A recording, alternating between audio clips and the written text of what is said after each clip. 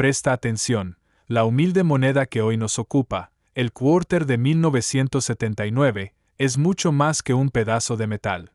Es un trozo de historia americana, testigo de una década convulsa y al mismo tiempo una pieza de colección con sorpresas y sabes qué buscar. Hoy te cuento su historia, su anatomía, las rarezas por las que los coleccionistas pagan extra, y cuánto podrías esperar recibir si alguna de estas piezas está en tu mano. Empecemos por lo obvio. El 1979 es parte de la larga serie del Washington Quarter, diseñada originalmente para conmemorar el bicentenario del nacimiento de George Washington en 1932, y que se mantuvo con el busto clásico de Washington hasta 1998, antes de que la serie de los 50 estados y otros rediseños cambiaran la escena. En 1979 la moneda seguía mostrando el busto de John Flanagan en el anverso y el águila con las alas extendidas en el reverso, una imagen que muchos asocian con la estabilidad y la cotidianidad del dólar estadounidense. Pero dentro de esa apariencia familiar hay detalles técnicos y variantes que marcan la diferencia entre 25 centavos y decenas, centenas o incluso miles de dólares para el coleccionista correcto. Si hablamos de especificaciones, el quarter de 1979 es una moneda clad o bimetálica en sentido práctico moderno. Está compuesta por un núcleo de cobre y capas externas de una aleación de cobre-níquel. Mide 24,3 milímetros de diámetro y pesa 5,67 gramos. Esas cifras determinan su tacto y su apariencia, y son una de las claves para distinguirla de imitaciones o de otras monedas. En 1979 se acuñaron 3 emisiones principales, las monedas de la Casa de la Moneda de Filadelfia, sin marca de seca ese año, las de Denver, con la D, y las pruebas de San Francisco, con la S. Las tiradas fueron enormes, cientos de millones, por lo que la mayoría de los ejemplares en circulación valen su cara, 25 centavos. Pero la historia numismática no siempre se mide por lo obvio, sino por las excepciones, las condiciones y los errores. Para entender por qué algunas 1979 valen más, debemos hablar de conservación y de variedades. Como en casi todas las series modernas, la condición lo es todo. Un ejemplar muy desgastado, con rayones y golpes, será monetariamente igual a cualquier otra moneda común. Su valor será su valor facial. Sin embargo, un ejemplar sin circular, con brillo original y detalles nítidos, calificado MS65 o superior por las casas de certificación, puede alcanzar precios que sorprenden, desde unos pocos dólares hasta varias decenas o más en subastas. Las pruebas, proofs, de San Francisco, con fondos espejados y alto contraste, se venden con una prima respecto a las comerciales, y si una prueba tiene un alto grado, PR69 o PR70, podrá alcanzar cifras todavía mayores. Otra fuente de prima son los errores de acuñación. En 1979 se registraron variedades y errores que atrajeron la atención, desde mint marks llenos o rellenos, el famoso ¿Te has preguntado alguna vez si ese cuarto que encontraste en la gaveta es simplemente un pedazo de metal o una puerta a varios cientos, o incluso miles, de dólares? Hoy vamos a escarbar en la historia, la química y las pequeñas rarezas que hacen del 1966 Estados Unidos Quarter Dollar una moneda que, aunque común en la calle, esconde detalles que todo coleccionista debe conocer. Te voy a contar por qué la mayoría valen su valor facial, porque algunos ejemplares son buscados por especialistas, como reconocer un buen ejemplar a simple vista y qué precios reales se han pagado en subastas en tiempos recientes. Comencemos por lo esencial. La moneda de 1966 pertenece a la serie del cuarto Washington, diseñada por John Flanagan, que honra al primer presidente de Estados Unidos.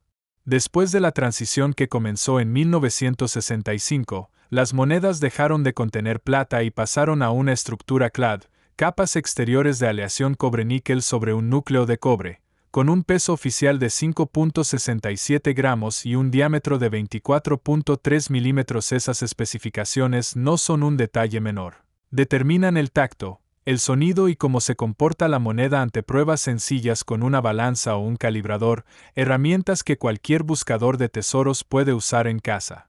Un punto histórico que confunde a muchos coleccionistas novatos es la ausencia de las famosas marcas de seca, la P, DOS, en monedas emitidas entre 1965 y 1967. No fue un error, fue una decisión deliberada de la Casa de Moneda para reducir la especulación durante la escasez de metal y la fiebre coleccionista de la época. Por eso, cuando ves un cuarto de 1966 sin marca, no te alarmes, es exactamente como debió salir de la prensa. Ese detalle tiene implicaciones prácticas. Cualquiera que diga, este es un 1966 está equivocado, o está confundiendo la fecha con otro año, y, por lo tanto, el identificador de la ceca no ayuda para diferenciar ejemplares de 1966. Hablemos de números. La tirada de 1966 fue enorme.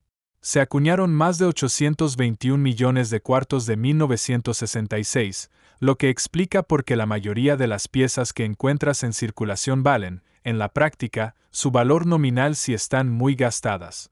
Ese volumen convierte a la pieza en una moneda cotidiana, lo que limita la rareza en condiciones bajas o medias. Pero cuidado, común no significa sin valor, y aquí es donde la historia se vuelve interesante. Si pasamos del montón a la vitrina, el precio cambia. Los ejemplares en estado mint state, sin circular, pueden valer desde unos pocos dólares hasta cifras notables según grado y rareza.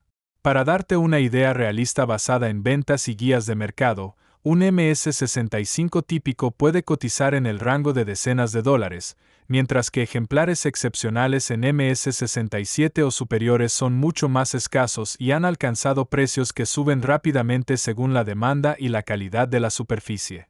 En subastas recientes, sostén un cuarto de dólar entre los dedos, el brillo apagado del cobre y el níquel, la silueta inconfundible de George Washington mirando hacia la izquierda, y una historia pequeña pero sorprendente que atraviesa economía, acuñación y coleccionismo.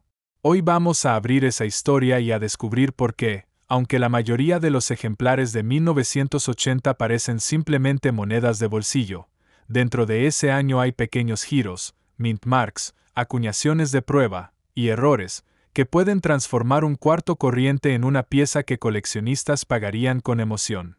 La moneda que vemos en 1980 pertenece a la larga serie del Washington Quarter, diseñada por John Flanagan en 1932.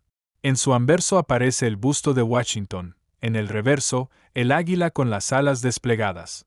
Pero lo que hace a 1980 un año especial no está en el diseño, sino en detalles administrativos. Ese fue el año en que la Casa de la Moneda de Filadelfia comenzó oficialmente a marcar sus cuartos con la letra P, algo que hasta entonces no se hacía de forma generalizada.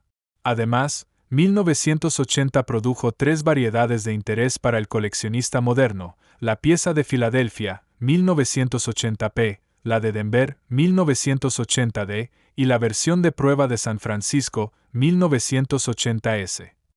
El volumen fue inmenso, cientos de millones para las tiradas de circulación y apenas unos pocos millones para las pruebas, una diferencia que explica por qué la inmensa mayoría de esos cuartos valen poco más que su valor facial, y por qué algunos ejemplares excepcionales no lo hacen.